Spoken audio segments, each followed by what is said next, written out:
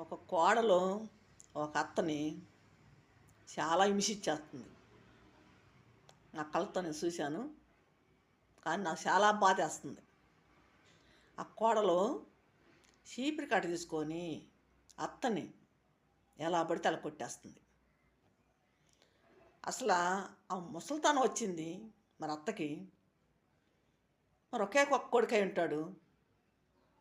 మరి ఆ కోడలు అంత హింసించేస్తుంది. ఆమె కొద్దిగా మైండ్ బాగలేకపోతే ఎంతో యాతన పెడుతుంది కోడలు. చీపురు కట్టలతో కొడుతుంది. నా కళ్ళతో నేను చూశాను. అంత హింసిస్తుంది కోడలు. రేపు కోడలకు కూడా కొడుకుంటే రేపు ఆ కోడల పని కూడా అంతేగా. రేపు ఆమెకే కొడుకుంటే ఆమెకొచ్చే కోడలు కూడా అదే చేసిద్దిగా. అలా ఎవరో చేయగాకండి. కాకపోతే వాళ్ళ పరిస్థితి బాగా పెద్దతనం వచ్చేసి ఏమైనా కొద్దిగా మైండ్ చేంజ్ బాగపోతే కొద్దిగా బాగా చూసుకోవాలి. అలా హింసించి కాకండి, అత్తలను అలా హింసి కాకండి ఎవరు కూడా. మరి చాలా బాధపడుతుంది. కళ్ళతో చూశాను. చీపురు కట్టలతో కొడుతుంది. రోజు రోజు చీపురు కట్టతో వాకిలి చిమ్మే చీపురు కట్ట. రేపు ఆమె కూడా అదే స్థితి. ఎందుకంటే రేపు ఆమెకి కోళ్ళు వచ్చిద్ది. రేపు ఆమె కోళ్ళు కూడా అదే పని చేసిద్ది.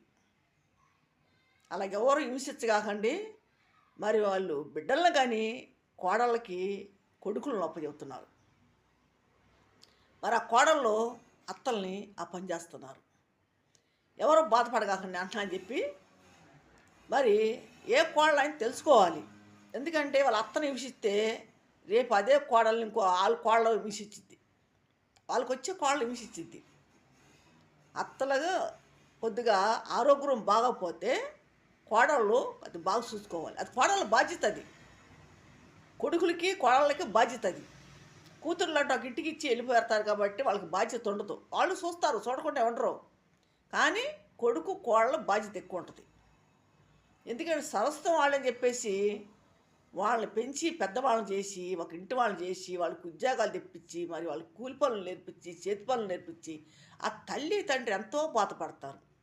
మరి ఆ తల్లిదండ్రులు వయసు అయిపోయాక మరి వచ్చే కోడళ్ళు ఆ తండ్రి కానీ అత్తను కానీ మామను కానీ అత్తను కానీ ఆ రకంగా చేస్తున్నారు. మామలను కూడా కొడుతున్నారు చీపురు కట్టలతో చెప్పులతో. మరి అత్తలను అదే పని చేస్తున్నారు. అలా చేయగాకండి. ఎవరు కూడా అలా చేయగాకండి. ఎందుకంటే రేపు రోజున మీకు అదే స్థితి వచ్చింది. అలా చేయొద్దండి ఎవరు కూడా. తెలుసుకోండి.